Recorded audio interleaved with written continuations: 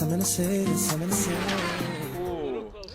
everybody, how's it going? This is Our House 21, and I'm just like going all out with like a series of quick tips, it seems like lately. So here's another one.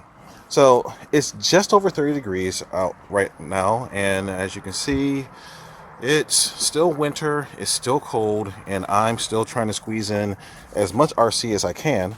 So the deal is, I just picked up a new set of $20 eBay tires. These are actually, it's going to be some on-road bashers, but they came in the basic black.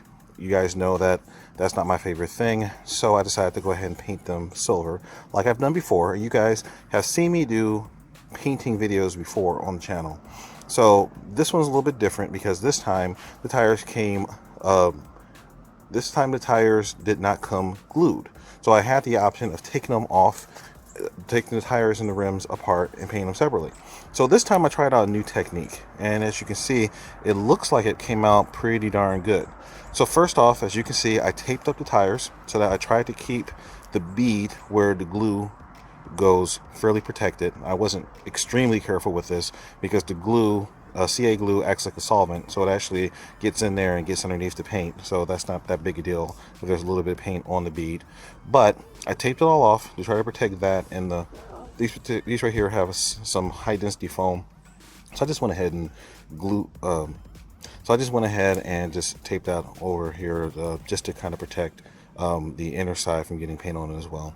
But I covered these all with blue painter's tape, as you can see, and then I gave them a few liberal coats of this Rust-Oleum plastic paint. And this is pretty good stuff. I've used it in the past. But the only thing is, I had some issues with it not bonding as well as I wanted to. So this time I stopped and I made sure that I used a Scotch-Brite pad, scuffed up the front and the back surface, so the inside and outside surfaces really nicely, to give the paint a surface to grab onto.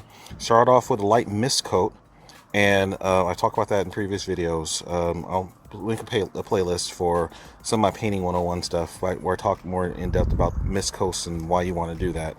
But did a mist coat on the top. Well, first off, I actually did everything on the bottom, put a couple coats on the inside, got it like this, and the inside coat isn't that important because you can't really see it for much from the outside, but I could have just left it black, honestly, but I just wanted to have a little bit of color in there. So the real trick of this new technique I've done is I've got my Harbor Freight heat gun.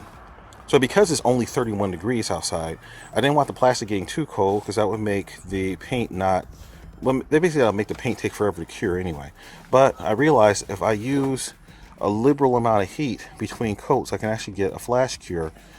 So if I use the heat gun, and just be very careful at it, because you want to be careful, because number one, you want to use a very thin coat, and when you do those very thin coats and you apply your heat, you know, you should get the paint, just basically the volatile chemicals that make the paint move around, flash evaporate, and it just bond.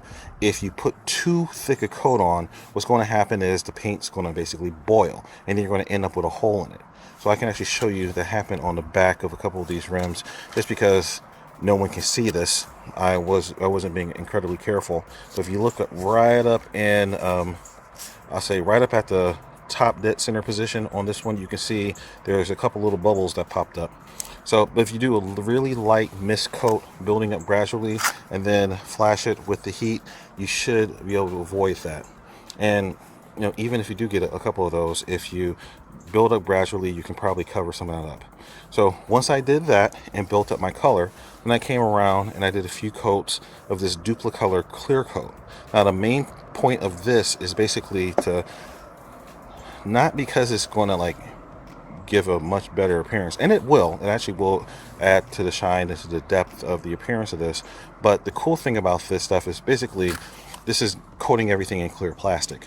So the cool thing is now the color coat is locked in with a few layers of clear plastic protection, which should help to keep the paint from chipping.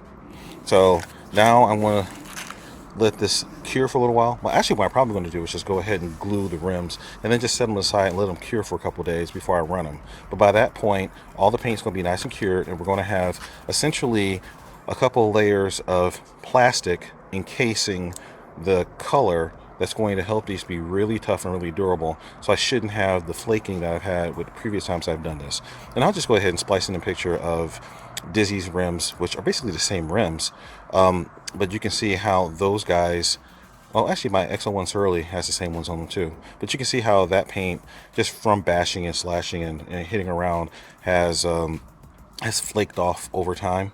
So using this technique, I shouldn't have to worry about that.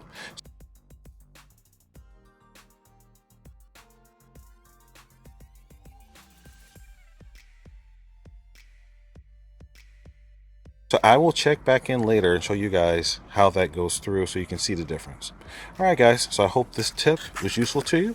Like I said, I'll check back in a couple of months and let you see how these guys have held up so you can see if you want to do this yourself. All right, guys.